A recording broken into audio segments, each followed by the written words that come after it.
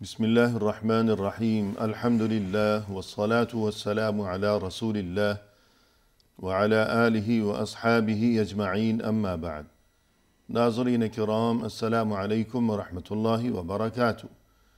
تفہیم دین کی اس بزم کے ہمراہ ہم آپ کی خدمت میں حاضر ہیں۔ آج کی اس ملاقات میں ہمارا موضوع گفتگو ہے اذکار مسنونہ، یعنی انسان اول و آخر بشر ہے، کمزور ہے، اور اسے ہر لمحہ اور ہر آن اپنے اللہ کی محتاجی ہے، اور یہ کہ اسے اس بات کی شدید ترین ضرورت ہے کہ وہ اللہ کے سامنے ہمیشہ فریادی، اور یہ کہ اس سے اپنے لیے خیر کا طلبگار ہی بنا رہے، اور اس مقصد کے لیے یعنی اللہ سے اپنے لیے خیر کی طلب کے لیے جو بھی طریقے ہیں، جو بھی اذکار ہیں، جو بھی اوراد ہیں، جو بھی دعائیں ہیں، تو ظاہر ہے کہ مسلمان ہونے کی حیثیت سے ہمیں سب سے زیادہ فکر اور اہتمام ان دعاؤں کا ہی کرنا چاہیے کہ جو کہ ثابت ہیں اور جو کہ ہمارے دین میں ہمیں سکھائی گئی ہیں اور بتائی گئی ہیں۔ ہمارے ساتھ تشریف فرما ہے محترم مہمان جناب شیخ ارشد بشیر مدنی صاحب۔ تو آئیے ناظرین اس سلسلے میں انہی سے رہنمائی حاصل کی جائے۔ السلام علیکم شیخ۔ وعلیکم السلام ورحمۃ اللہ۔ ہماری بزم میں آپ تشریف لائے جو کہ یقیناً ہمارے لیے انتہائی باعث مسرت ہے۔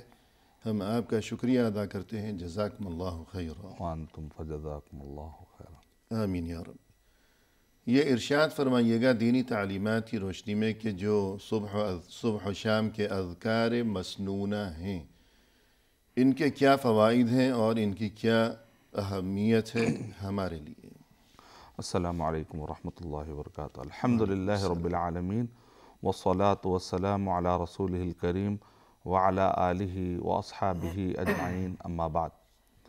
صبح اور شام کے اذکار کے بڑے فائدے ہیں جی، اور اکثر مسلم اس سے ناواقف ہے۔ بہت سارے لوگوں کو اس کی اہمیت کا اندازہ نہیں ہے، اور اگر اندازہ بھی ہے تو اس میں صحیح اور ضعیف کا خیال کرے بغیر کئی دعائیں پڑھ لیتے ہیں، جبکہ اس میں 24 دعائیں آتھینٹک ہے اور 25 دعائیں نان آتھینٹک ہے۔ تو پہلے تو ہم کو کوشش بھی یہ کرنا ہے کہ آتھینٹک دعائیں پڑھیں، پھر اس کے اندر جو معنی ہیں علماء کرام نے جو معنی بتائے اس پر غور کرنے سے ہمیں 10 ایسے فائدے ملتے ہیں کہ وہ 10 فائدے ہمیں روزانہ اس کی ضرورت پڑتی ہے۔ مثال کے طور پہ جو میں نے نوٹ کیے ہیں اس میں سے ہے فائدہ نمبر 1 کہ روزانہ کی تکلیف سے نجات کا ذریعہ ہے۔ یعنی روزانہ بہت سارے انسان کو تکلیفیں آتے ہیں، ذہنی طور پر، معاشی اعتبار سے، سماجی اعتبار سے، تو بہت سارے ایسی چیزیں جو انسان جس کا اسے خیال ہوتا ہے، اور کئی مرتبہ اس کے لیے کہتے ہیں کہ اچانک اس پر مصیبتیں آ گئی جس کا اسے اندازہ بھی نہیں تھا۔ تو ان سارے چیزوں سے اگر اس کو بچنا ہے تو اس کو اذکار کا خیال کرنا چاہیے، خاص طور سے صبح اور شام کے اذکار۔ تو پہلی یہ ہے کہ روزانہ بہت سارے مصیبتیں ہیں، ان سے انسان کو نجات ملتی ہے اذکار کے ذریعے سے، جیسا کہ اللہ تعالیٰ نے قرآن مجید میں ارشاد فرمایا کہ فَاذْكُرُونِي أَذْكُرُكُمْ، کہ تم مجھے یاد رکھو میں تمہیں یاد رکھوں گا۔ تو انسان جب بھول جاتا ہے اللہ سبحانہ و تعالیٰ کو تو اللہ سبحانہ و تعالیٰ بھی اس کو بھول جاتے ہیں۔ جی، نمبر یعنی اللہ ویسے تو بھولتا نہیں جی ہے، ہاں، اس لیے کہ وَمَا كَانَ رَبُّكَ نَسِيًّا، جی ہاں۔ تمہارا رب تو کبھی بھولنے والا نہیں۔ یہاں بھولنے سے مراد یہ ہے کہ اللہ نظر رحمت ان کی جانب نہیں فرماتا۔ بالکل صحیح۔ تو وَلَا تَكُونُوا كَالَّذِينَ نَسُوا اللَّهَ فَأَنسَاهُمْ، تو اس کا مطلب یہ بتایا مفسرین نے کہ اللہ سبحانہ و تعالیٰ جب تمہارے مصیبت کا جب ٹائم ہوگا تو کس کو مدد آتی ہے؟ اس کو آتی ہے جو کہ خالی اوقات میں، خوشحالی میں اللہ سبحانہ و تعالیٰ کو وہ یاد رکھے گا، دوستی بنا کر۔ جی بالکل۔ ورنہ جیسا کہ یونس علیہ السلام کے بارے میں آیا کہ مچھلی کے پیٹ میں جب انہوں نے دعا کی تو کہا کہ وہ اگر پہلے تسبیح کرنے والے نہ ہوتے، عبادت فلولا انہ کان من المسبحین، مسبحین، اگر پہلے سے ہی وہ تسبیح کرنے والوں میں سے نہ ہوتے، پہلے سے ہی للبث، جی، یعنی مصیبت کی گھڑی آنے سے پہلے ہی ان کا یہ معمول تھا کہ اللہ کی تسبیح، اللہ کی حمد و ثنا، اور یہ کہ اللہ کے ساتھ اپنا تعلق بنا کر انہوں نے رکھا ہوا تھا، اس لیے مصیبت کی گھڑی میں ان کی دعا مقبول ہوئی۔ بالکل۔ تو حفظ ما تقدم کے طور پر انسان کو ہمیشہ جو ہے پلاننگ کرنی چاہیے، لیکن ہم دنیاوی فیوچر پلاننگ کرتے ہیں، لیکن اذکار کے ذریعے سے اپنی صحیح معنی میں فیوچر پلاننگ نہیں کر پاتے، تو اس وجہ سے اذکار کے بڑے فائدے ہیں۔ دوسرا یہ ہے کہ کاموں میں بڑی آسانی ہو جاتی ہے۔ ویسے تو انسان دن میں بہت سارے کام ٹینشن میں بھی کر لیتا ہے، لیکن بعض لوگوں کو آپ نے دیکھا کہ ماشاءاللہ ان کا اتنا ٹائم منظم ہوتا ہے نمازوں کا، اذکار کا، ایسا لگتا ہے کہ ان کے لائف میں کوئی مصیبت ہے یا نہیں ہے۔ اصل مصیبت تو رہتی ہے، لیکن اللہ سبحانہ و تعالیٰ کی مدد اور ان کے دل پر سکون اتنا طاری ہوتا ہے کہ بغیر ٹینشن کے، بغیر کسی تکالیف کے، بڑی آسانی کے ساتھ ان مسائل کو حل کر لیتے ہیں، اور ان کے اوقات میں برکت ہوتی ہے، بڑی برکت ہوتی ہے۔ جیسا کہ ہم انبیاء کرام کی زندگی میں دیکھتے ہیں کہ مصیبتوں کا سلسلہ چلا ہوا ہے، لیکن وہ کتنے پرسکون نظر آتے ہیں۔ ان کی جو کلمات ہمیں قرآن مجید میں صحیح احادیث میں ملتے ہیں، تو اس سے پتہ چلتا ہے کہ ایک سکون طاری ہوتا ہے۔ تو یہ اذکار کا بڑا فائدہ ہوتا ہے کہ آدمی بڑے بڑے کام کر جاتا ہے اور اللہ سبحانہ و تعالیٰ کی طرف سے سکینت، طمانینت اس پر نازل ہوتے رہتی ہے۔ سبحان اللہ۔ تیسرا فائدہ یہ ہے کہ اسوہ نبی صلی اللہ علیہ وسلم، یعنی کہ ہم جو بھی کر رہے ہیں اللہ کے نبی صلی اللہ علیہ وسلم کے بتلائے ہوئے طریقے کے مطابق اور اللہ کے نبی صلی اللہ علیہ وسلم کو نمونہ بناتے ہوئے کر رہے ہیں، تو اللہ سبحانہ و تعالیٰ کی محبت بھی ہمیں حاصل ہو جائے گی۔ قُلْ إِن كُنتُمْ تُحِبُّونَ اللَّهَ فَاتَّبِعُونِي يُحْبِبُكُمُ اللَّهُ وَيَغْفِرْ لَكُمْ ذُنُوبَكُمْ، کہ اگر تم اللہ سبحانہ و تعالیٰ کے محبت کے دعوے دار ہے تو تم کو پھر پروف پیش کرنا پڑے گا۔ تو وہ پروف کیا ہے کہ محمد صلی اللہ علیہ وسلم کے بتلائے ہوئے طریقے کے مطابق ہمیں زندگی گزارنا۔ تو ہمارے صبح اور شام کے اوقات کس طریقے سے گزرے؟ اس طریقے سے گزرے جس طریقے سے اللہ کے نبی صلی اللہ علیہ وسلم نے ہمارے لیے رہنمائی کی ہے۔ تو یہ اسوہ نبی کا ذریعہ ہے کہ اللہ کے نبی صلی اللہ علیہ وسلم کے اسوے کو بھی ہم فالو کر رہے ہیں۔ چوتھا فائدہ یہ ہے شکر نعمت غیر معدودہ، یعنی اتنی نعمتیں ہمیں ملی ہے، جیسا کہ شاعر کہتا ہے اعد منہا ولا اعددھا، کہ اگر میں جب بھی شکر ادا بھی کروں گا تو پھر یہ شکر ادا کرنے کی جو مجھے نعمت ملی یہ خود ایک پھر ایک نعمت ہو جائے گی، کہ وَإِن تَعُدُّوا نِعْمَةَ اللَّهِ لَا تُحْصُوهَا، کہ اگر تم نعمتوں کو گننا چاہو، ادا کرنا تو دور کی بات ہے، اس کا حق ادا کرنا تو دور کی بات ہے، صرف گنانا چاہو تو ہی نہیں گنا پائیں گے۔ تو اور کتنی ہی نعمتیں بغیر مانگے ملتی ہیں۔ تو شکر کی نعمت، صحت کی نعمت، بہت کچھ اللہ نے بغیر مانگے دیا۔ بالکل، یہ ہاتھ پاؤں، یہ آنکھیں، ناک، کان وغیرہ سب۔ امام بڑا اچھا نقطہ آپ نے ذکر کیا، امام رازی رحمۃ اللہ علیہ نے اپنی تفسیر میں ذکر کیا ہے کہ ایک مرتبہ میں نے جمع کرنا شروع کیا تو میں نے تقریباً 10,000 ایسے ہی چیزیں جو میرے ذہن میں آئی میں اس کو گنتا چلا گیا۔ پھر اس کے بعد مجھے پتہ چلا کہ پھر ہر ان 10,000 میں ایک صنف ہے، تو صنف کے اندر پھر کئی چیزیں اقسام ہوتی ہیں، پھر اس کی قسم کے اندر پھر کئی قسم کی انواع ہوتی ہیں۔ تو پھر میں نے آخری میں کہا وَإِن تَعُدُّوا نِعْمَةَ اللَّهِ لَا تُحْصُوهَا، گن نہیں سکتے۔ تو یہ تو اس زمانے کی بات ہے جبکہ انہوں نے اصناف گنانے کی کوشش کی کہ آخر صنف کتنے ہیں، جب اتنے انکشافات بھی نہیں ہوئے تھے کہ کیا کیا نعمت ہے۔ بالکل، تو ہمیشہ سے آخری میں انہوں نے کہا کہ میں نے جو گنایا ہے روزانہ انسان جب صبح اٹھتا ہے اور سونے تک کتنی نعمتیں وہ یوز کرتا ہے، صرف میں نے اس کا ذکر کیا ہے۔ ابھی کائنات میں اتنے اجرام سماویہ اور فلکیہ ہے جس کا میں شمار نہیں کر سکتا ہوں، جس کا مجھے علم بھی نہیں ہے۔ آخری میں انہوں نے کہا، جبکہ لوگ کہتے ہیں کہ وہ سب سے وسیع طریقے سے انہوں نے تفسیر کا اور عالم فلکیات کا انہوں نے علم جمع کیا تھا، تو آخری میں وہ ڈھیر ہو گئے تھے۔ کئی لوگ ہیں جو ہمیشہ سے ڈھیر ہوتے رہتے، لیکن سوال یہ اٹھتا ہے کہ بندہ ان سب چیزوں کا شکر کیسے ادا کرے؟ الحمدللہ۔ اور اسی طرح صبح اور شام کے اذکار میں تسبیحات اور حمد کے بہت سارے ایسے صیغے ہیں جس کے ذریعے سے بندہ شکر ادا کرنے کے قابل ہو جاتا ہے۔ جی بے شک۔ نمبر 5، تجدید وعدہ و عہد، جی کہ قرآن مجید میں اللہ سبحانہ و تعالیٰ نے جگہ جگہ پر جھنجھوڑا ہے انسانوں کو کہ کیا تم نے یہ تھا وعدہ کیا ہے، تم میرا وعدہ پورا کرو، میں تمہارا عہد پورا کروں گا۔ تو یہ عہد کیا ہے؟ تو جب صبح اور شام کے اذکار میں دیکھتے ہیں تو وہاں پر تجدید عہد اور وعدہ کے بندہ جو اللہ تعالیٰ سے تجدید کرتا ہے اور کہتا ہے کہ اللہ میں اب اچھا ہو جاؤں گا، اے اللہ مجھے معاف کر دیجئے، وَأَنَا عَلَىٰ عَهْدِكَ وَأَنَا عَلَىٰ وَوَعْدِكَ مَا عَهْدِكَ اسْتَطَعْتُ۔ وَوَعْدِكَ مَا اسْتَطَعْتُ۔ جی تو سید الاستغفار کے تشریح میں انشاءاللہ تفصیلی طور پہ بتاؤں گا۔ تو بندہ جب اعتراف کرتا ہے تو اہل علم کہتے ہیں اللہ سبحانہ و تعالیٰ کی طرف تیزی سے دعا اس کی پہنچتی ہے جو تضرع کی کیفیت میں گڑ گڑا کر اور اپنے آپ کو وہ گراتا ہے اور اللہ سبحانہ و تعالیٰ کی شان بلند کرتا ہے دعاؤں میں۔ تو ایسے بندے کی دعا جلدی کھٹکھٹاتی ہے اور تیزی کے ساتھ اسباب استجابہ دعا قبول ہونے کے جو اسباب بتائے گئے اس میں سے ایک طریقہ ہے تضرع۔ تو تضرع کی کیفیت پیدا ہوتی ہے جب بندہ تجدید اقرار کرتا ہے، اعتراف کرتا ہے اور اپنے قسم پرسی کا اور اپنے کمزوری کا اعتراف کرتا ہے۔ جی 6واں فائدہ ہے روحانی غذا۔ صحیح۔ ہم روزانہ اٹھتے ہیں تو دیکھتے ہیں کہ بھائی آج ناشتے میں کیا بنا، ہمارے لیے لنچ میں کیا ہے، ڈنر میں کیا ہے۔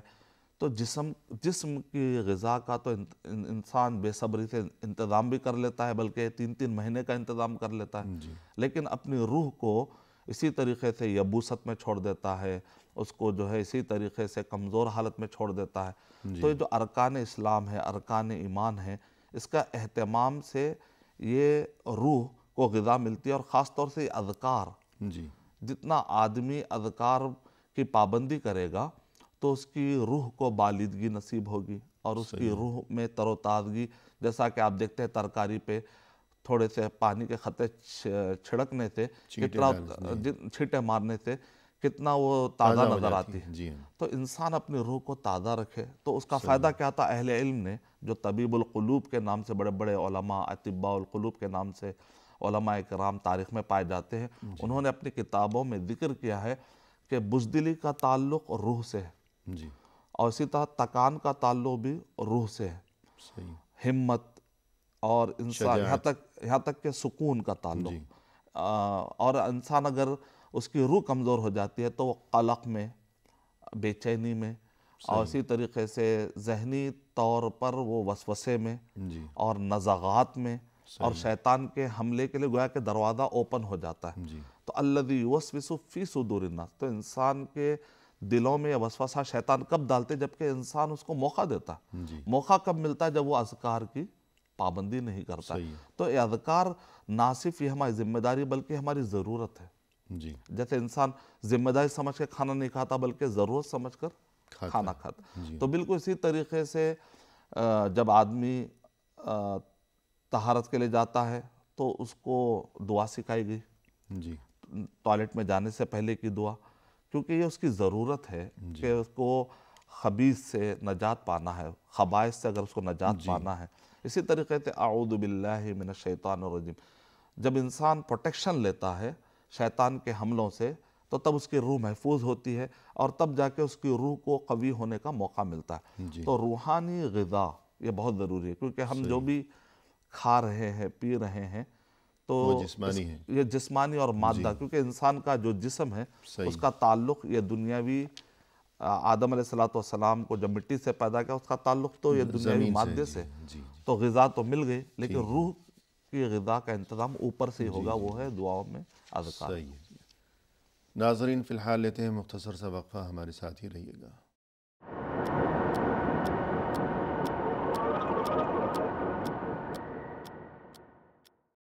ناظرین کرام، وقفے کے بعد ہم حاضر خدمت ہیں، آئیے سلسلے گفتگو کو آگے بڑھایا جائے اپنے محترم مہمان کی زبانی۔ شیخ، وقفے سے قبل آپ یہ ذکر فرما رہے تھے کہ صبح و شام کے جو اذکار مسنونہ ہیں تو ان کے متعدد فوائد، تو اس سلسلے کو آگے بڑھائیے گا۔ جی ہاں، بریک میں جانے سے پہلے تقریباً میں نے 6 فوائد کا ذکر کیا ہے۔ پہلا، روزانہ کی تکالیف سے نجات کا ذریعہ، نمبر 2 کاموں میں آسانی، نمبر 3 اسوہ نبی صلی اللہ علیہ وسلم، اور فائدہ نمبر 4 شکر نعمت غیر معدودہ، اور فائدہ نمبر 5 تجدید وعدہ و عہد، اور 6واں ہے روحانی غذا۔ 7واں فائدہ یہ ہے کہ حقیقت متاع دنیا و ابدیت آخرت کا احساس۔ جس کی صبح آخرت کے احساس سے شروع ہو تو دن بھر وہ کئی گناہوں سے بچ جائے گا۔ لیکن اکثر ہم دعائیں پڑھتے ہیں، اس کا معنی معلوم نہیں ہوتا۔ اتنی دعاؤں میں اتنے اچھے اچھے معنی پائے جاتے ہیں کہ انسان کو توکل نصیب ہوتا ہے، انسان کو تقدیر پر رضامند رہنے کی ٹریننگ ملتی ہے اس کو۔ اور ظاہر ہے کہ جب اسے معنی ہی سمجھ میں نہیں آئیں گے تو تاثیر کیسے ہوگی؟ نہیں ہوگی۔ تو یہی وجہ ہے کہ ہم دیکھتے ہیں کہ جو علماء کرام ہیں، اہل علم ہیں، جن کو عربی آتا ہے، ان کے پڑھنے کا انداز الگ ہوتا ہے، اور عوام جب اس کو پڑھتے ہیں تو بغیر معنی کے پڑھتے کہتے ہیں کہ ہم کو فائدے حاصل نہیں ہو رہے جو آپ نے بتایا۔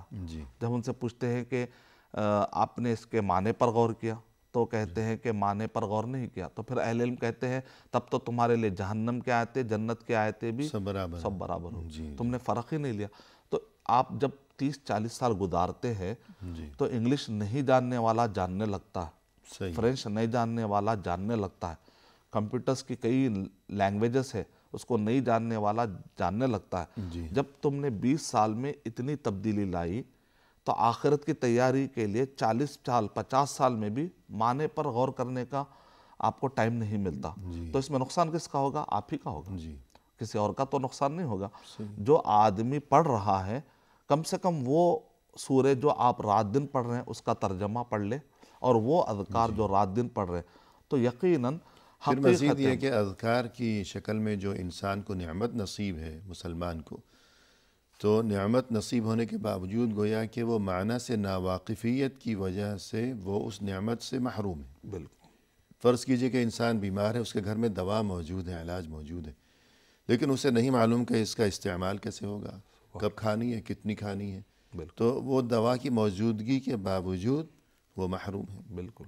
تو اسی طرح انسان اگر دعائیں پڑھ رہا ہے لیکن اسے اس کا معنی ہی معلوم نہیں ہے، قرآن پڑھ رہا ہے اسے معنی ہی معلوم نہیں ہے، تو گویا کہ نعمت کی فراوانی اور موجودگی کے باوجود وہ اس سے محروم ہے۔ بہت اچھی آپ نے مثال دی کہ دوائی گھر میں موجود ہے، صرف معلوم نہیں ہونے کی وجہ سے جی ہاں، وہ گویا کہ اس سے استفادہ نہیں کر محروم کر رہا۔ تو بالکل اذکار اللہ کے نبی صلی اللہ علیہ وسلم نے ہم کو جو سکھایا اس میں خیر ہی خیر، اور شر سے نجات ہے، نقصان سے نجات ہے۔ بہت سارے لوگ کہتے ہیں ہمیں نظر بد لگ گئی، بچی کی شادی نہیں ہو رہی ہے، بچے کو جاب نہیں مل رہا ہے، بچہ جب جاتا ہے تو سست ہو جاتا ہے اور گھر میں جو ہے سویا رہتا ہے، اور اسی طریقے سے ایسا لگتا ہے کہ بچے کا دل نہیں لگ رہا ہے، بچہ جو ہے غم میں رہتا ہے۔ ہمیشہ جو غم میں رہنے سے بھی انسان جو جلدی بوڑھا ہو جاتا ہے ٹائم سے پہلے، ہمیں اس کا برین ورک کرنا نہیں، اس کا برین صحیح طور پہ کام نہیں کر پاتا۔ اور مزید یہ کہ جو ہمیشہ غمگین رہتا ہے، اداس رہتا ہے، تو یہ بھی ایک شیطانی اثر ہے، شیطانی اثر کہ شیطان چاہتا ہے کہ یہ ایسا ہی رہے، بس مرجھایا ہوا۔ بالکل۔ انما النجوى من الشیطان لیحزن الذین آمنوا ولیس بضارہم شیئا الا باذن اللہ۔ تو شیطان کے اندر طاقت ہے نجوہ۔ تو یہ خاص طور سے علماء اکرام کہتے ہیں کہ رات کے ٹائم پر جو وسوسے نیند کے وقت پر آتے ہیں تو نجوہ، اور دن میں کبھی بھی آتے ہیں، رات میں کبھی آتے ہیں، اس کو وسوسہ کہتے ہیں، اور اس کا ہائی لیول ہوتا ہے نزغات۔ ان سب چیزوں کو قرآن مجید میں بتا دیا گیا، اور شیطان کھلا دشمن ہے بھی بتا دیا گیا، اور اس سے کیسے بچنا ہے وہ بھی بتا دیا گیا۔ لیکن اگر یہ پورے پروسیس سے واقف نہ ہو تو گویا انسان جو ہے جانتے محروم ہو رہا ہے، جیسا کہ آپ نے مثال میں کہا۔ اسی لیے قرآن مجید میں جیسے نماز پڑھنے کے لیے حکم دیا گیا، ویسے اذکار کے لیے بھی حکم دیا گیا۔ سورہ غافر کی آیت نمبر 55 میں وَسَبِّحْ بِحَمْدِ رَبِّكَ بِالْعَشِيِّ وَالْإِبْكَارِ۔ تو صبح اور شام کے اذکار کا ذکر صرف احادیث میں نہیں ملتا بلکہ ہم کو قرآن مجید سے بھی ملتا ہے۔ تو حقیقت متاع دنیا، اس کا جاننے کا فائدہ کیا ہوتا ہے؟ جب انسان کو پتہ چل جائے گا کہ یہ دنیا ہیچ ہے، ختم ہونے والی ہے، اور دنیا جو ہے ذل زائل ہے، سایہ ہے، فانی ہونے، تو اس کو کوئی بھی نقصان ایسا نہیں لگے گا کہ اب وہ کہے کہ میری لائف اب ختم ہو گئی، میرا فیوچر ڈارک ہو گیا۔ یہ جو بڑے بڑے الفاظ ہیں نا، وہ آدمی ادا نہیں کرے گا جب اس کو پتہ چلے گا کہ چاہے تم راحت میں رہو، چاہے تم تکلیف میں رہو، یہ دنیا ختم ہونے والی ہے۔ اور اصل میں راحت جو انسان کو ملنے والی ہے وَلَكُمْ فِيهَا مَا تَشْتَهِي أَنفُسُكُمْ، تو یہ آخرت میں ملنے والی. لیکن ایک آدمی جو دنیا میں کہتا ہے کہ میں سب سے زیادہ راحت والا انسان بننا چاہتا ہوں، تو یہی سب سے بڑی اس کی بھول ہے کہ دنیا میں یہ سب چیزیں ملنے والی نہیں ہیں. اگر مل بھی گئیں تو عارضی ہیں. عارضی. تو ہر مال کے بعد اس کے فتنے بھی الگ ہیں. جی کوئی بھی چیز اگر آپ کو ملتی ہے تو اس کے اپنے چیلنجز ہوتے ہیں. صحیح. تو آپ یہ نہیں سمجھ سکتے کہ میں فلاں کام کرنے کے بعد میری لائف سکون میں رہے گی. سکون کی تلاش میں رہنے والے دنیا میں سب سے زیادہ مایوسی کا شکار ہو جاتے ہیں. لیکن جو یہ حقیقت جان لیتے ہیں کہ وَلَنَبْلُوَنَّكُمْ بِشَيْءٍ مِّنَ الْخَوْفِ وَالْجُوعِ وَنَقْصٍ مِّنَ الْأَمْوَالِ وَالْأَنفُسِ وَالثَّمَرَاتِ تو وَبَشِّرِ الصَّابِرِينَ. تو دنیا کی حقیقت سمجھ لینا ہے کہ یہ ابتلا اور آزمائش کی جگہ ہے، یا آسائش کی جگہ نہیں ہے. آدمی کو ہمیشہ سکون ہو جائے گا کہ بھئی یہاں پہلے جیسے کہ فوج کا کمانڈر کہتا ہے کہ آگے کھائی ہے، آگے پہاڑ ہے، تو مینٹلی فوج ریڈی ہو جاتی ہے. تو قرآن مجید قاری کو مینٹلی ریڈی کرتا ہے کہ یہاں پر راحت یا آسائش کے لیے تم کو نہیں لائے، تو ایگزام کی جگہ ہے. تو ایسے وقت پر انسان کو تھوڑی سی بھی آرامی ملتی ہے تو خوش ہو جاتا ہے. جی اگر وہ بھی بہت غنیمت ہے وہ کہا الحمدللہ. اس کے ذہن اگر وہ پہلے سے اس نے بہت کچھ سوچ کے رکھا ہوا ہے، جس کو ہم کہتے ہیں کہ ہوائی قلعے بنانا یا تصوراتی دنیا کا انسان، خوابوں کی دنیا میں رہنے والا آدمی، تو یہ جو متاع دنیا کا کانسیپٹ ہے، یہ اذکار میں غور کرنے سے پتہ چلتا ہے کہ ہم کو یہ تصور بار بار دیا گیا ہے کہ آخرت کی جو ابدیت ہے اس کے لیے تم نے کیا توشہ تیار کیا. یہیں پر انسان صبح اٹھتے ہی یہ دنیا کے چکا چون اور دنیا کے دھوکہ اور دنیا کے ساری چیزیں جو انسان کو خیرہ کر دیتے، اگر اس سے پہلے سے ہی چوکنا رہے گا تو دن میں کسی بھی دوست سے مل کر کسی کی ترقی کو دیکھ کر اس کے اندر غلط خیالات نہیں آئیں گے کہ میں جلدی مالدار بن جاؤں، جلدی کچھ نہ کچھ کروں، لیکن وہ چیز اس کو تباہی کی طرف لے کر چلے جاتی. تو یہ سوچ انسان کو مضبوط کر دیتی ہے. فائدہ نمبر 8 میں ہے جو کہ اہم ہے اصل میں، توحید رسالت آخرت، جو کہ اصل مقصد ہے، لب لباب ہے اذکار کا، کہ قیام توحید الوہیت. سید الاستغفار پر غور کرنے سے پتہ چلتا ہے وہ رد شرک. تو جس کی شروعات توحید کے قیام سے ہو اور رد شرک سے ہو، وہ صبح کتنی پیاری صبح. اور جبکہ عوام میں جو بہت سی دعائیں معروف ہیں، ان میں سب سے بڑی قباحت یہی ہے کہ ان میں اکثر ہم دیکھتے ہیں کہ شرکیہ کلمات ہوا کرتے ہیں. اصل مقصد ہی جی ہاں. تو اذکار مسنونہ کی پابندی کا سب سے بڑا یہ فائدہ ہے کہ اس سے توحید گویا کہ راسخ ہوتی ہے. لیکن جو عوامی دعائیں ہیں ان میں شرکیہ کلمات، اس لیے دعاؤں کا معاملہ جو ہے یہ بہت نازک ہے. بہت نازک. تو اسی لیے ہم کو پابندی کرنا ہے کہ ہم معصور دعائیں ہی پڑھیں. صحیح ہے. کسی اور دعاؤں کتنی بھی چاہے آپ کو مجرب کے نام سے بتائی جائے، اس سے بچنا چاہیے تاکہ ہم شرک کی دلدل میں نہ چلے جائیں. صحیح ہے. جی 9واں فائدہ یہ ہے کہ توکل اور رد معبودان باطلہ. انسان بہت سارے چیزوں پر بھروسہ کر لیتا ہے کہ مجھے فلاں بھائی مدد کرے گا، فلاں دوست مدد کرے گا، یا فلاں کاروبار یا فلاں ڈیل. آخری میں جب پورا نہیں ہوتا ہے تو مایوس ہو جاتا ہے، بعض لوگ خودکشی کر لیتے.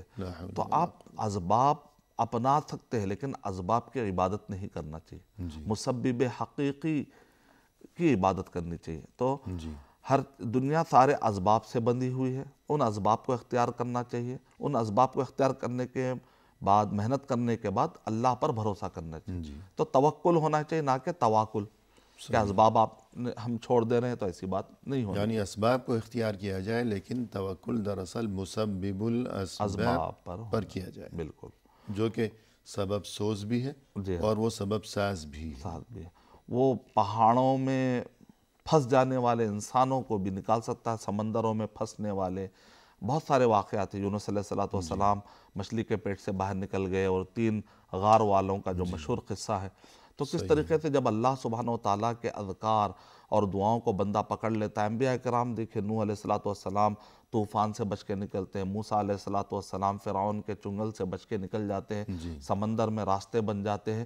تو اذکار دعاؤں سے وہ، جیسے علماء کرام کہتے ہیں کہ انسان کا جو آخری ہتھیار ہے، کہتے ہیں ڈال دو وہ بھی ہتھیار، آج ڈال دو وہ بھی ہتھیار. جیسے کہتے ہیں ایک ترکش میں ایک آخری تیر ہوتا ہے جو کہ سنبھال کر رکھتا ہے ایک آدمی. تو وہ انسان کے لیے اول بھی تیر وہی ہے، درمیانی بھی تیر وہی ہے، اور آخری تیر بھی دعائیں ہیں.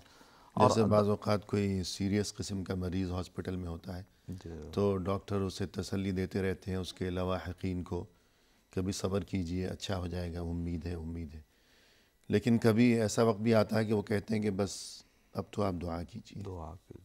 تو آخری علاج، آخری جو تیر ہے وہ دعا ہے. سبحان اللہ. بہت. اور اس وقت پہ اچانک بندے کو جب دعا سے فائدہ ہو جاتا ہے اور ڈاکٹر بھی حیرت میں ہو جاتے ہیں، صحیح ہے. تو ایسے واقعات انگنت ہوتے رہتے ہیں، تو تب انسان کو پتہ چلتا ہے کہ میں کتنی اہم شے کو معمولی سمجھ رہا تھا دعا کو.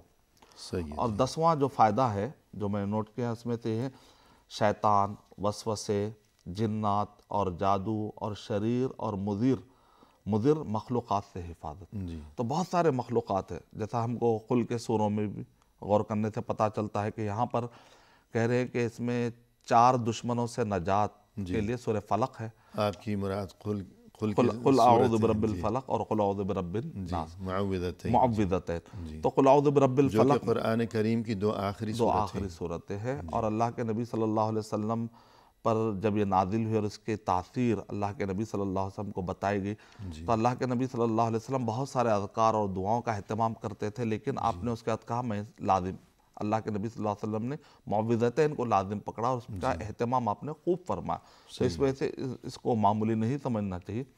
تو اس کے اندر بھی جو ہے بہت سارے، میں انشاءاللہ آگے تفصیلات بتاؤں گا انشاءاللہ. تو اس سے پتہ چلتا ہے کہ 10 جو فوائد میں نے جمع کیے ہیں، تو یہ اذکار کو سامنے رکھ کر تقریباً 24 آتھینٹک اذکار ہے اور 25 نان آتھینٹک اذکار.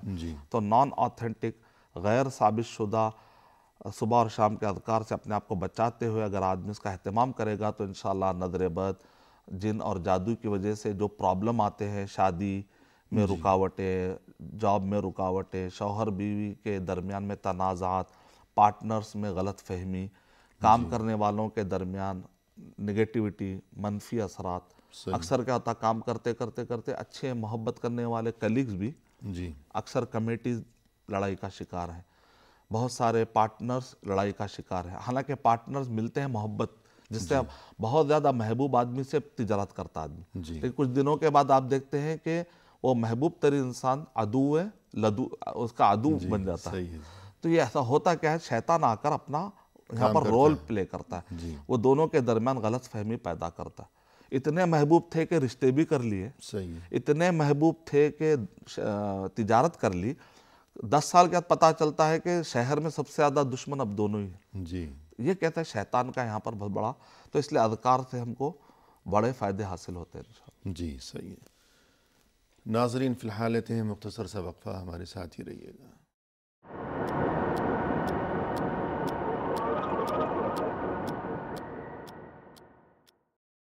ناظرین اکرام، آئیے سلسلہ گفتگو کو اب پائے تکمیل تک پہنچایا جائے اپنے محترم مہمان کی زبانی. شیخ، جیسا کہ آج کی اس ملاقات میں ہمارا موضوع گفتگو ہے اذکار مسنونہ، صبح و شام کے اذکار اور ان کی اہمیت، ان کی ضرورت اور ان کے فوائد. اس سلسلے میں اب ہم آپ سے یہ گزارش کریں گے کہ قرآن و حدیث اور مزید یہ کہ صحابہ کرام کی زندگی کا اگر مطالعہ کیا جائے تو ہمیں ان کے طرز عمل سے اذکار کی بڑی اہمیت نظر آتی ہے. تو اس سلسلے میں ارشاد فرمائیے گا. جی ہاں، قرآن اور صحیح احادیث اور صحابہ کرام کی زندگی کا جب ہم مطالعہ کرتے ہیں تو ہمیں صبح اور شام کے اذکار کی اہمیت کا اندازہ ہو جاتا ہے. جیسا کہ میں نے جو آیت پڑھی تھی تو سورہ مومن سورہ غافر کی آیت نمبر 55 میں کہ وَسَبِّحْ بِحَمْدِ رَبِّكَ بِالْعَشِيِّ وَالْإِبْكَارِ، تو اس کے اندر جیسے ہم کو حکم ملتا ہے نماز اور بھی بعض ایسی آیات ہیں کہ بکرۃ و اصیلا، اس قسم کے الفاظ بھی ہیں، یعنی متعدد آیات. بالکل. جیسے واقیم الصلاۃ، نماز قائم کرو، تو ہم نے نماز قائم کرنے کا حکم تو سمجھ لیا. صحیح. وآتوا الزکاۃ، زکوٰۃ دینے کا حکم تو ہم نے سمجھ لیا.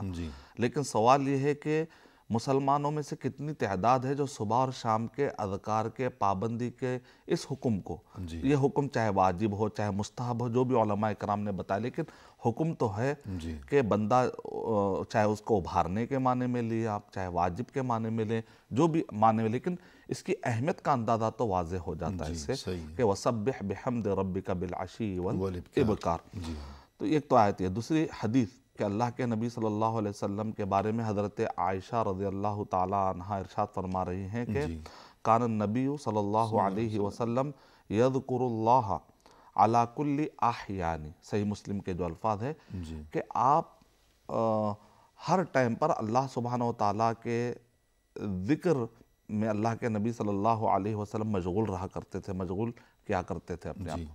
یعنی اس کے معنی بہت ہی تفصیل سے علماء کرام نے اس دیکھنے میں تو یہ ایک کلمہ، لیکن اس کے الفاظ، اس کے باریک معنی بہت بتائے کہ ہر وقت پر اذکار میں اپنے آپ کو مصروف رہنے کا مطلب یہ ہے کہ آدمی جو ہے، مثال کے طور پہ ایک چھوٹی مثال علماء کرام دیتے، آپ ٹوائلٹ کو جا رہے ہیں، یہاں پر آپ کو اندازہ نہیں ہے کہ کتنی بڑی ضرورت کی ایک تکمیل آپ کی ہو رہی ہے، کیوں شکر ادا نہیں کرتے اس ذات کا جس نے آپ کو اتنے سارے آرگن دیے، اتنے سارے آپ کے جو اعضاء ورک کر رہے ہیں، کام کر رہے ہیں، کہ آدمی کھانے سے لے کر اس کو ہضم کرنے کے دوران خالی دیکھنے میں ایک دو بالش کا فاصلہ ہے کہ آدمی کے منہ سے لے کر جب اس کی قضاء حاجت کے درمیان میں، لیکن اس دوران کتنے چیزیں انوالو ہو رہی ہیں، کتنے چیزیں لگ رہی ہیں اس کے غذا کو ہضم کرنے کے لیے۔ گویا کہ پوری ایک فیکٹری ہے، اس میں مشینیں ہیں، پرزے ہیں۔ اور جب انسان کھاتا ہے کچھ دیر کا اس کو پتہ چلتا ہے کہ وہ مشین برابر گلا نہیں رہی ہے، تو اس کو پیاس لگتی ہے، پھر پانی پیتا ہے تاکہ گلنے میں ذرا پھر اس کو مدد ملے۔ پھر وہ کون بتا رہا ہے کہ پانی پینا ہے اور اندر ضرورت پڑ رہی ہے کہ یہ سگنل کہاں سے آ رہا ہے، یہ کہاں سے آ رہا ہے کہ آپ کے ہونٹ کیسے سوکھ رہے ہیں، یہ زبان کیوں سوکھ رہی ہے، یہ کون ہے جو نظام چلا رہا ہے۔ اگر ہم اس چھوٹی کائنات میں، بڑی کائنات تو بہت دور کی بات ہے، اس چھوٹی کائنات پر اگر غور کریں، یعنی انسانی جسم کے انسان کے اندر جسم خود اپنے آپ میں وفی انفسکم افلا تبصرون، ماشاءاللہ، تو اس کو کہتے ہیں مائکرو ورلڈ، میکرو ورلڈ۔ چاہے آپ ٹیلیسکوپ کی بات کریں یا اسی طریقے سے آپ جو ہے دنیا کے مشینوں کے جیسے آپ کائنات کا مطالعہ کرتے چلے جائیں گے تو یہ کائنات کا ایک ایک ذرہ آپ کو یاد دلائے گا کہ تمہیں الحمدللہ کہنا چاہیے۔ تو اللہ کے نبی صلی اللہ علیہ وسلم ہر آن ہر وقت اللہ کے ذکر میں لگے رہتے تھے۔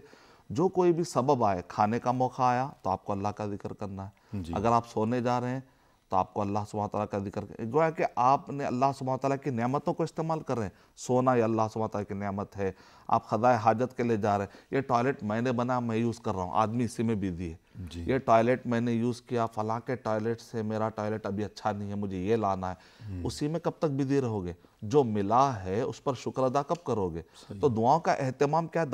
دراصل ہر موقع آپ کے لیے ایک ریفرنس ہے جو آپ کو یاد دلا رہا ہے۔ جب میں بکرا ذبح کر رہا ہوں تو یہ بکرا کسی نے پیدا کیا، آج مجھے اللہ نے طاقت دی ہے کہ میں اس کو ذبح کر کے کھاؤں، تو کیوں نہ میں کہوں بسم اللہ اللہ اکبر۔ تو دراصل یہ سارے ریفرنس پوائنٹ ہے کہ جہاں پر انسان کو وہاں سے تاڑ لینا ہے، اس میں سے نصیحتیں لینا ہے، اس کا خیال کرنا، شکر ادا کرتے ہوئے وہ اذکار کو ادا کرتے چلا جانا۔ دراصل اذکار کیا ہے؟ شکریہ کا ایک طرز ہے جو انسان کو ادا کرنا چاہیے کہ عبادت ہے۔ تو اللہ کے نبی صلی اللہ علیہ وسلم کا یہ وطیرہ تھا، اور اس بارے میں کافی ریسرچ بھی آیا ہے۔ کہتے ہیں کہ یہ جو خون کی جو سپلائی ہے تو نیچے تو بڑی آسانی سے ہو جاتی ہے، لیکن یہ اوپر کی طرف جانے کے لیے، کیونکہ دل سے جب خون کی سپلائی اوپر جائے گی تو جائے گی کیسے؟ تو کہتے ہیں کہ جو لوگ زبان کو زیادہ حرکت کرتے ہیں، جس کی وجہ سے اس کے اندر یہ سارے ایریوں میں حرکت پیدا ہو جاتی ہے، جس کے ذریعے سے خون کی سپلائی آسان ہو جاتی ہے۔ اسی لیے آپ دیکھیے وہ علماء کرام جو رات دن قال اللہ اور قال رسول پڑھاتے ہیں صلی اللہ علیہ وسلم، اللہ سبحانہ وتعالیٰ اذکار کرتے ہیں، تو ہم مدرسوں میں جب جاتے ہیں تو ان کے چہرے، مساجد کے ائمہ کو دیکھیے، مفسرین کو دیکھیے، محدثین کو دیکھیے، اساتذہ کو دیکھیے، ان کے چہرے پہ ایک عجیب اطمینان نظر آتا ہے۔ تو ایک تو اللہ تعالیٰ کی مدد ہے، ایک تو شیطان سے دوری ہے، اللہ سبحانہ تعالیٰ کی خاص مدد ہے، انعام ہے، اذکار کے بدلے میں نعمتیں، ساتھ ساتھ میں سائنٹیفیکلی بھی ریسرچ کیا گیا ہے کہ آخر وجہ کیا ہے۔ تو اس کے لیے باقاعدہ لوگوں نے آج کل تھیراپی نکالی ہے کہ تم زیادہ سے زیادہ بات کرو، تو یہ زبان حرکت میں رہے گی تو تمہارا خون جب سپلے ہوگا تو چہرہ تازہ رہے گا، ورنہ بوڑھا نظر آئے گا۔ لیکن اللہ کے نبی صلی اللہ علیہ وسلم نے ہم کو ایسی کوئی بیکار کی آواز نکالنے کے لیے نہیں کہا اللہ کا ذکر کیا کرو، لا یزالو لسانوں کا رطبا، کہ اپنے زبان کو تر و تازہ رکھو اللہ سبحانہ تعالیٰ کے ذکر سے، تو چہرے کے دنیاوی فائدے بھی حاصل ہو رہے ہیں، دینی اعتبار سے تو حاصل ہو رہے ہیں، دنیاوی اعتبار. اور یہاں پر ابی بن کعب رضی اللہ تعالیٰ عنہ کا واقعہ بھی ذکر کرنا مناسب ہوگا کہ صحابہ اکرام صبح اور شام کے اذکار کا کتنا اہتمام کرتے تھے. اس سے پتہ چلتا ہے کہ وہ کچھ چیزوں پر مامور تھے یا کچھ چیزوں کی نگرانی کر رہے تھے، تو دیکھا کہ کوئی ہاتھ اس میں ڈال رہا ہے، تو ابی بن کعب رضی اللہ تعالیٰ کہتے ہیں کہ میں نے اس کا ہاتھ پکڑ لیا. بالکل اسی طرح کا واقعہ ابو ہریرہ رضی اللہ تعالیٰ ہاتھ ڈال رہا یعنی کچھ لینا چاہ رہا تھا، چوری چھپے کچھ لینا چاہ رہا تھا.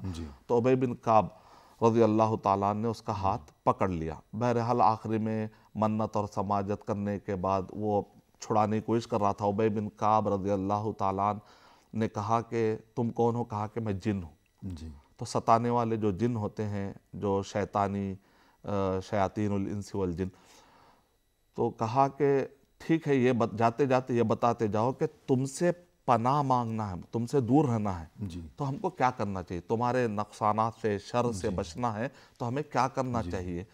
تو اس نے کہا کہ تم صبح اور شام آیت الکرسی اگر پڑھو گے تو ہم تمہارے قریب نہیں آئیں گے، حفاظت رہے گی. تو اللہ کے نبی صلی اللہ علیہ وسلم کے پاس جا کر ابی بن کعب رضی اللہ تعالیٰ عنہ یہ واقعہ بتاتے ہیں، تو اللہ کے نبی صلی اللہ علیہ وسلم نے کہا صدق الخبیث. یعنی دوسرے جو ابو رضی اللہ تعالیٰ عنہ کے واقعات میں ہمیں یہ بھی الفاظ ملتے ہیں صدقہ کا وہو کذوب، یعنی جھوٹا بھی کبھی کبھی سچ بات بول سکتا ہے، لیکن اس کی تصدیق ہونی چاہیے. ایسا نہیں کہ ہر ایک آدمی جھوٹا بھی سچ کہتا ہے کہہ کر ہر ایک کی بات نہیں مان سکتے، اس سے پیچھے کنفرمیشن اور مہر نبوت صلی اللہ علیہ وسلم ہونی چاہیے. تو یہاں پر دیکھیں صبح اور شام، اہل علم نے صبح اور شام کے اذکار کی جب کتاب تدوین کی تو خاص طور سے اس واقعے کو ذکر کرتے ہوئے کہا کہ صحابہ کرام کے زمانے میں صبح اور شام کے اذکار کا نہ صرف اہتمام پایا جاتا تھا بلکہ شعور کے ساتھ وہ کیا کرتے تھے کہ شیطان، وسوسے، جادو، جنات، ان سب کا وہ حصن یعنی ایک خلا تیار کرتے تھے اذکار کے ذکر سے. گویا کہ پناہ گاہ. صحیح ہے. تو جب اس قدر اہمیت ہے صبح و شام کے اذکار کی، تو پھر یہ بات بھی معلوم ہونی چاہیے کہ صبح سے کیا مراد ہے، شام سے کیا مراد ہے، ان اذکار کا وقت کیا ہے، کب سے کب تک ہے. جی، اس بارے میں بھی اہل علم نے بتایا کہ اس کا ٹائم کیا ہے. تو کہا کہ فجر کی نماز کے بعد سے طلوع آفتاب تک، تو یہ اس کا اصل ٹائم ہے، یہ صبح کے اذکار کا وقت ہو گیا. صبح کا. اور شام کے اذکار کے لیے ہے بعد العصر الی غروب الشمس، یعنی عصر کی نماز کے بعد سے سورج غروب ہونے تک. یہ اس کا اصل ٹائم یا مستحب ٹائم ہے. لیکن اگر انسان کبھی بھول جائے یا کوئی عارضہ لاحق ہو جائے تو وہ سورج طلوع ہونے کے بعد بھی اگر پڑھ لے تو اس کو انشاءاللہ یہ دعاؤں کا اثر اور اس کا فائدہ اس کو ملے گا انشاءاللہ. اسی طریقے سے سورج غروب ہونے کے بعد بھی یعنی کہ مغرب کی نماز کے بعد بھی اگر اس کو یاد آ جائے وہ پڑھنا چاہے تو پڑھ سکتا ہے. تو اہل علم نے خاص طور سے اس کو بتایا. ورنہ اصل میں یہ ہے کہ جو صبح کے اذکار یعنی نماز فجر کے بعد اور طلوع آفتاب سے پہلے، بالکل، اور جو شام کے اذکار یعنی نماز عصر کے بعد سے غروب آفتاب سے پہلے. بالکل. لیکن اگر کچھ اونچ نیچ ہو گئی، بھول چک ہو گئی تو کسی وقت بھی یہ اذکار پڑھے جا سکتے ہیں. تو ہمیں اس بارے میں بھی کچھ معلوم ہونا چاہیے کہ یہ جو اذکار ہیں صبح و شام کے اذکار اور دعائیں، تو ان کے جو معانی اور مفاہیم ہیں ان میں ہمارے لیے کچھ خاص پیغامات ہیں، کچھ دروس ہیں، کچھ فوائد ہیں. بالکل.